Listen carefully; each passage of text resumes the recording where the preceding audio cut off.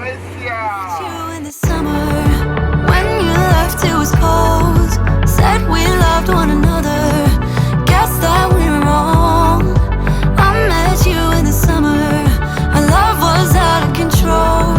I've been going crazy without you, I'm so alone. I met you in the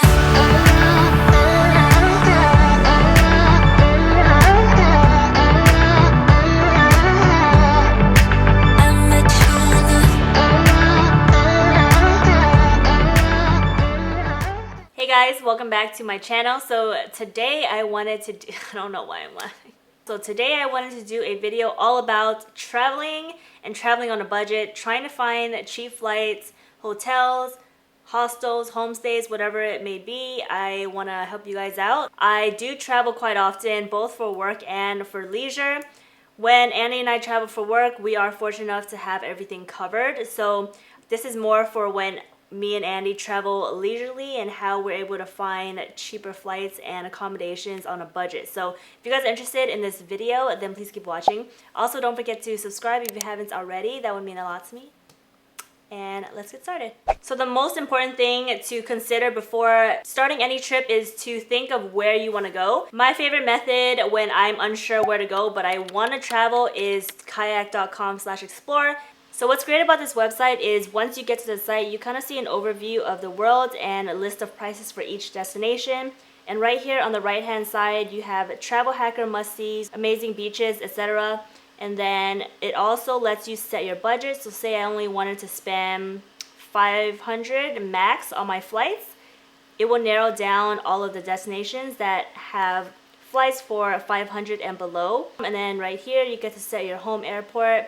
And then if you're lenient, you can set your dates to any time, or you can do exact dates if you guys are more particular about your dates, or even by season. And if you already have a destination in mind that you want to visit, my favorite way to book flights is Google Flights. I never actually book directly through the airline website. That's a rookie mistake. What I love about Google Flights is when you look up destinations, it'll show you exactly how much it costs for each airline. You can also look up different prices by days. So for example, you just want to go to google.com/flights and here you have like an overview of the website. It already gives you like a list of places that are super cheap.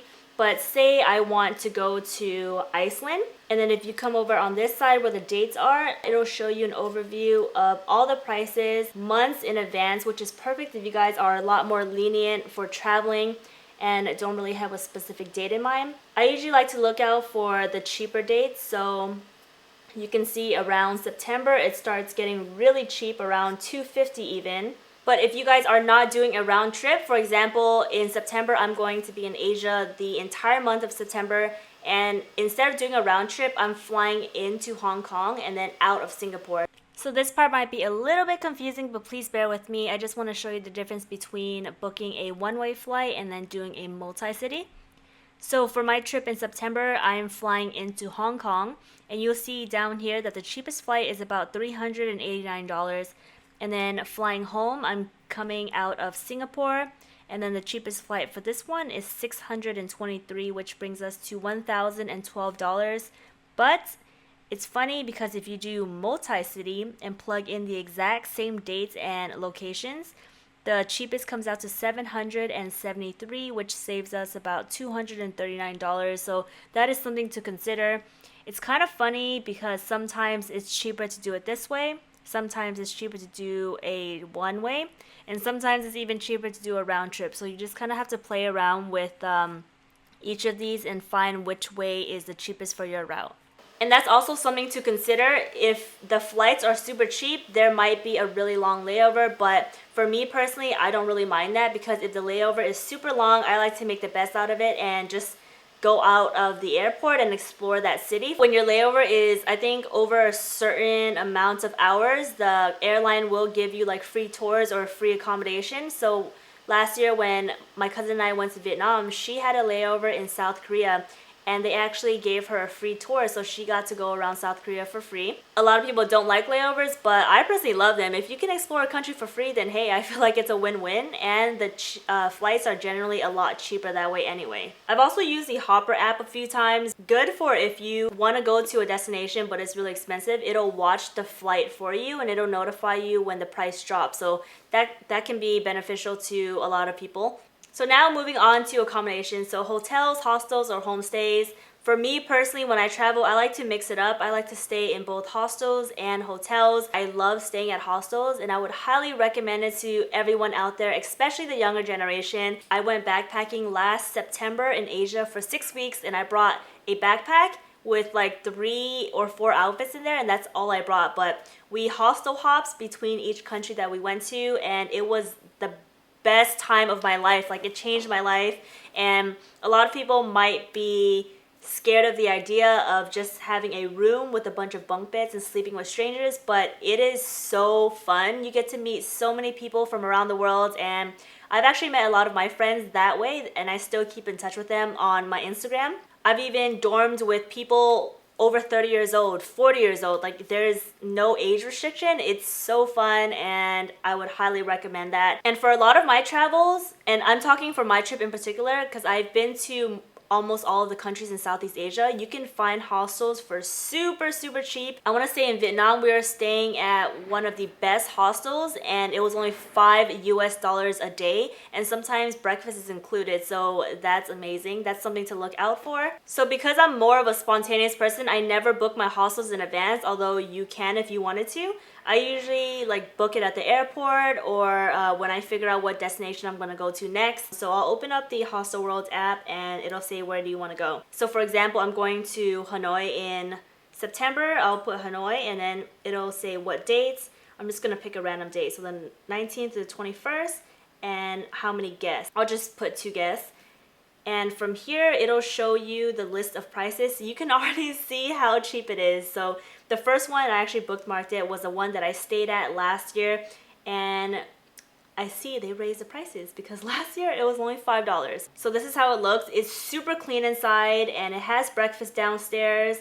You just dorm with a bunch of people. There's always lockers at the bottom. You just have to provide your own lock. It's also super secure. They give you a room key so that the only people who have access to your room are your other dorm mates. For me, I like to look up based on overall rating. So for the first one, it says a 9.4. I have high standards when it comes to hostels. I only pick hostels with a rating over 9.0. So this is a 9.4, so it's superb. And now moving on to the booking process, you just want to click choose room. It'll give you a couple options between the prices and how many people you get to dorm with. Generally, the more people in one dorm room, the cheaper it is. And as you can see on the bottom, deluxe 18-bed mixed dorm is only $8, and that's what we did last year. And also, some hostels offer female dorms only and then male dorms only, so that's good if you are female travelers and you're scared to stay with other strangers.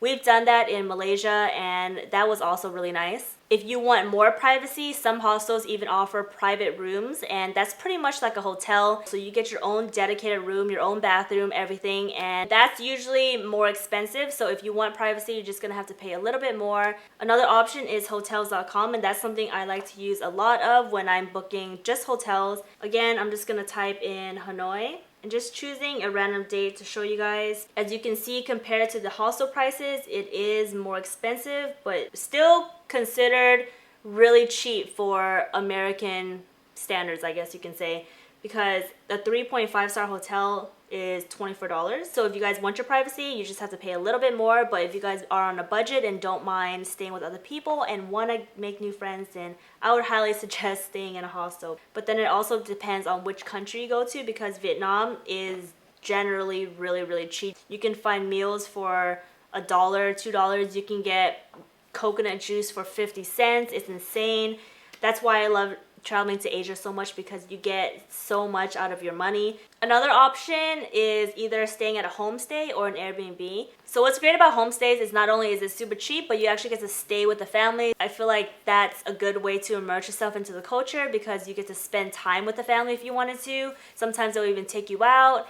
So now that you've chosen your destination, booked your flights and your homestay, hostel, hotel, or Airbnb, what's left is your itinerary and coming up with things to do. So for this video in particular, I'm talking a lot about Asia because I've been to that region the most. And in Asia, you can rent a motorbike for super cheap. Gas is like $1 and you can get to so many different places if you guys know how to ride a motorbike, or you can hire a private driver. That's also an option. Aside from that, another good way to get to know a country is by the locals, and again, I recommend staying in a hostel because you have the people at the front desk. They have tours set up for you. You can always join tours that way, and if you guys don't want to join a tour, they'll always give you the best recommendations, and that's what I love most about just staying in hostels. Even your dorm mates, they're there to explore the country also. You guys can do it together. You can find so many blogs nowadays that'll give you itineraries or even popular destinations or attractions in certain countries for those of you guys who